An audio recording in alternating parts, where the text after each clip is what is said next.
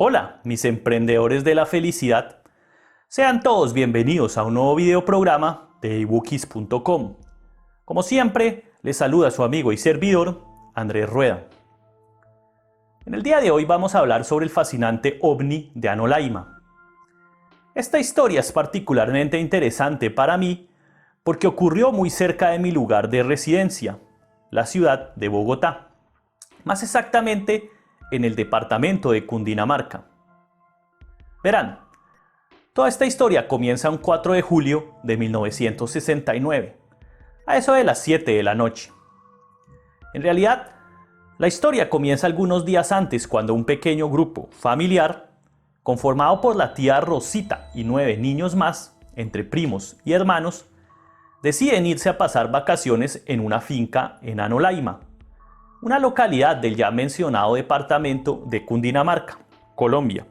La hacienda se llamaba Casateja y se encontraba en una vereda llamada Tocarema, situada justo en los límites entre Anolaima y Cachipay.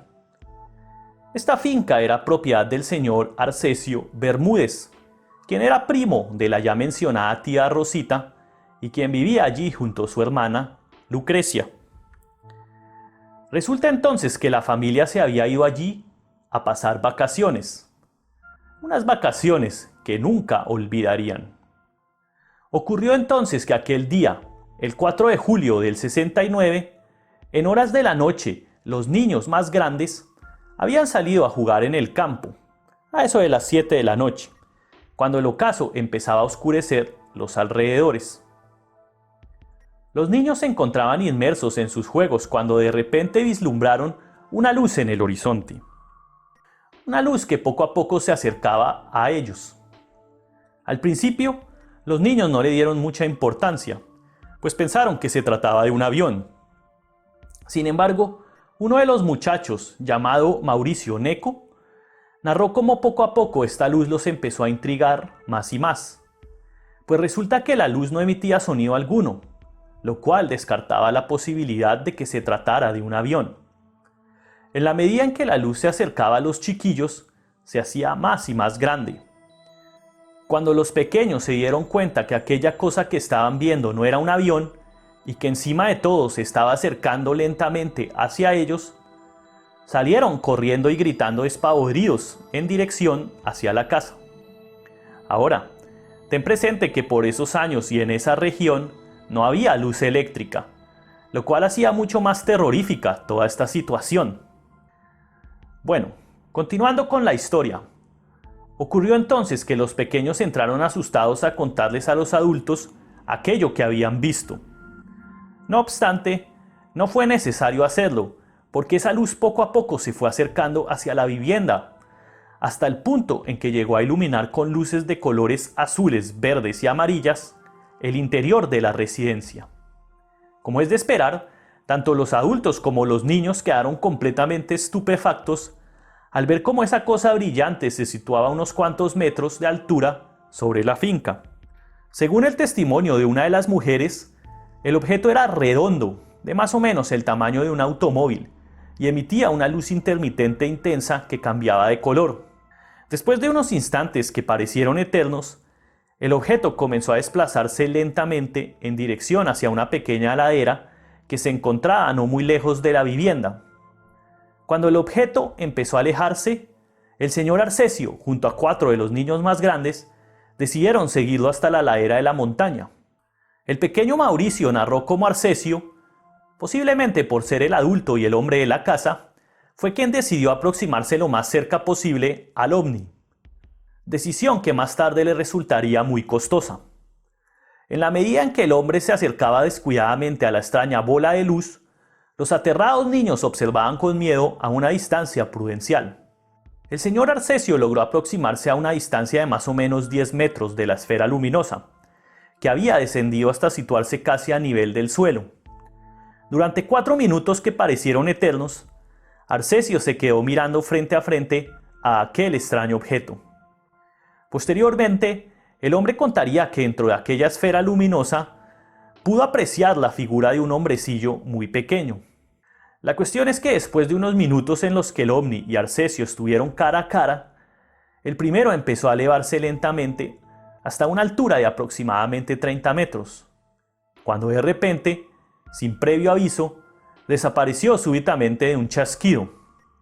Fue como si hubiera hecho un chup y se hubiera desvanecido instantáneamente, al mejor estilo de cualquier película de ciencia ficción. Acto seguido, Arcesio y los niños regresaron a la casa en donde narraron lo que habían visto al resto de sus familiares. Obviamente, y no es para menos, esa noche la aterrorizada familia no pudo conciliar el sueño. Esta historia se pone aún más bizarra porque al día siguiente, el señor Arcesio Bermúdez amaneció enfermo. El hombre clamaba ser víctima de un fuerte escalofrío y resfriado, además de sufrir síntomas de vómitos y diarrea. De hecho, según el testimonio de una de las mujeres de la casa, el hombre tosía y escupía sangre cristalizada, como si estuviera completamente congelada. Además, su piel presentaba unas extrañas manchas azules, como si se tratara de hematomas en diferentes partes del cuerpo.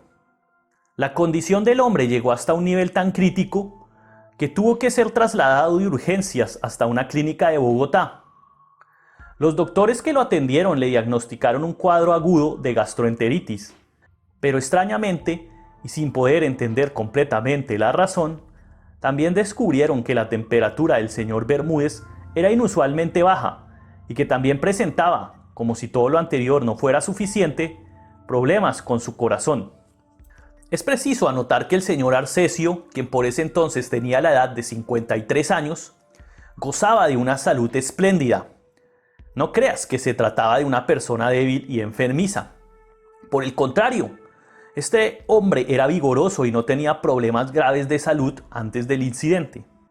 Para no hacer la historia más larga, la cosa es que el señor Arcesio termina falleciendo a los pocos días después de haber sido internado.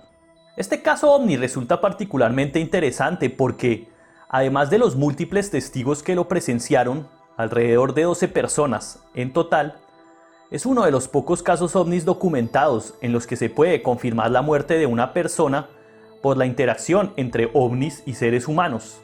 La pregunta que todos nos hacemos es: ¿qué fue lo que mató al señor Arcesio Bermúdez?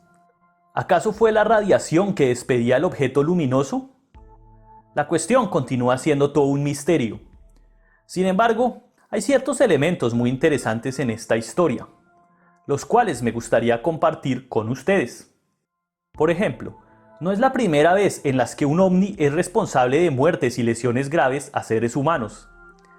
Esto me recuerda el incidente del Paso Diablov, en el cual también hubieron una serie de muertes muy extrañas y en condiciones absolutamente bizarras, en las cuales también se vieron esferas luminosas en el lugar de los hechos, esferas parecidas al ovni de Anolaima.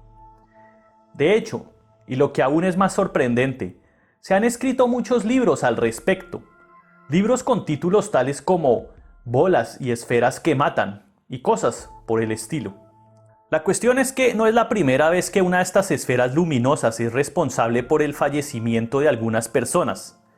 Bien sea que estos ovnis maten con intención o no, la cuestión es que si algún día llegas a toparte con estas esferas luminosas, lo mejor es que corras por tu vida, pues si no te matan a propósito, te matarán accidentalmente debido a la radiación letal que despiden.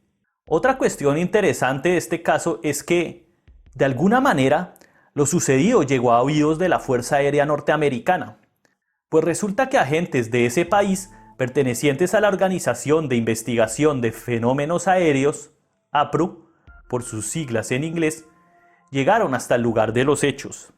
Más concretamente, se trataba de los agentes John Simon y Elias Wessing. Resulta que estos tipos estuvieron presentes en sesiones de hipnosis que le realizaron a los niños que vieron al ovni. Aún más, los hombres preguntaron por el paradero del cuerpo. Cuando los científicos le pidieron permiso a la familia para investigar el cadáver, estos se negaron rotundamente, posiblemente porque no deseaban que el cuerpo de su familiar fuera desecrado. Desde luego, esto no se iba a quedar así. En efecto, el cuerpo del señor Arcesio Bermúdez fue enterrado en el cementerio central de Bogotá. Años más tarde, la familia quiso retirar el cuerpo de allí para sepultarlo en otro lugar. ¿Y a qué no adivinan qué? Oh sorpresa, resulta que el cuerpo no se encontraba en el sepulcro. Alguien lo había robado. Se especula que los agentes norteamericanos le pagaron a un guardia del cementerio para que les dejara llevarse el cadáver. ¿Quién sabe? Tal vez el cuerpo del señor Arcesio Bermúdez se encuentra actualmente en una cámara frigorífica del Área 51 o algún lugar por el estilo. Bueno, vamos a dejarlo hasta acá. ¿Y ustedes qué piensan, mis emprendedores de la felicidad? Déjenme sus opiniones en los comentarios. Si les ha gustado el video, no olviden darle me gusta y suscríbanse a mi canal para recibir más videitos como este. Una vez más, les deseo un maravilloso día y hasta la próxima. Bueno amigos, espero que hayan disfrutado el video del día de hoy. Les invito a que visiten mi portal ebookis.com y se suscriban a mi boletín de noticias.